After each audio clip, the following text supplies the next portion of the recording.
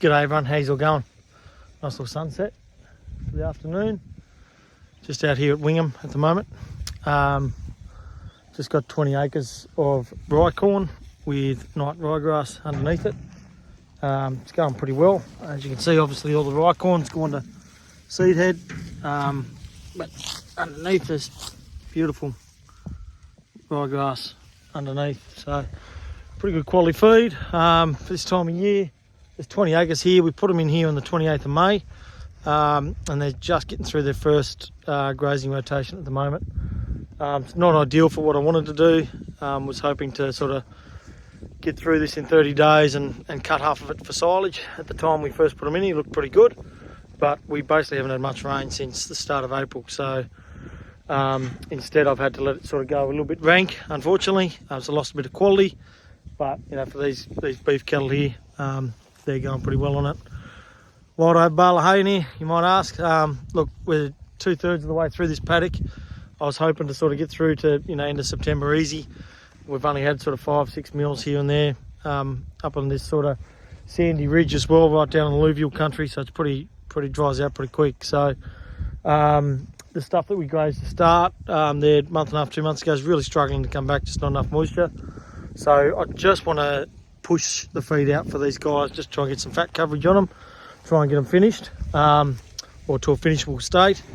So what I'm doing is putting out some oat and hay, just to try and extend that rotation and try and get that most out of this feed as possible, so I don't get at the end of it and run out and then have the cattle not finished for me. So plan is just to give them a bale of that. There's 16 weaners in here. There's some pure Angus fellas in here, but there's also some Hereford cross jerseys, Friesian, sorry, in here as well, and plus a couple of Angus Speckley Park sort of fellas, like that one there. So yeah, that's what we're doing here. Just try and push that feed out and try and get sort of some fat coverage and finish on these guys. Would like to have, you know, done it all just on the ryegrass, but I can just see another 3 weeks I'm going to be struggling for feed, so I'd rather make the decision now, nice and early, start pushing that feed out, start feeding them a bit of hay to get that finish, rather than getting to the end of it and going, whoops, I haven't got enough feed and I'm going to have to either fully feed, which then you've got to change the diet again, and there's other issues with that. So look, for me, you know, I'm not doing it all the time. I don't have a tractor, all that sort of stuff, all that sort of gear to deal with. So I put 4 bales on my car trailer that I use cart cattle with and everything else. I just try to find a nice big tree, put a strap around the bottom of that, and then just drag them off the trailer as close as I can. The next thing I do after that, because I don't have a feeder and stuff, and some people probably don't recommend it because you can get string in them and all that sort of stuff, but you know, they're on pretty good feed. But I just cut the first top 2 strings. I'm out here every couple of days, so I'll just cut the first couple of strings at the top, let them eat down through to the top so it doesn't all fall on the ground and fall to pieces.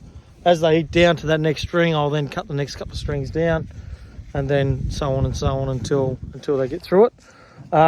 Just helps hold it up. Also makes it a bit harder for them to pull it out. You know, they're not just knocking it on the ground and wasting half of it.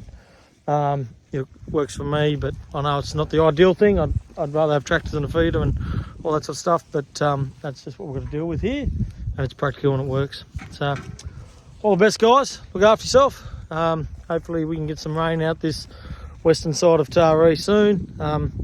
Been some really good rain on the east side. Like we've had 70 to 80 mils at Mitchell's Island at a place there, so that's been really fantastic. And the heifers I've got there with the bull are on ryegrass and flying ahead, and things are looking pretty good in that sort of area. So, but we just need some nice widespread rainfall to keep everyone happy. Obviously the irrigation along these banks here, some of the dairy farmers are doing, getting some really good growth at the moment. I just can't irrigate this at the moment. So, all right guys, that's all for me. Have a good afternoon. Talk to you later. Bye.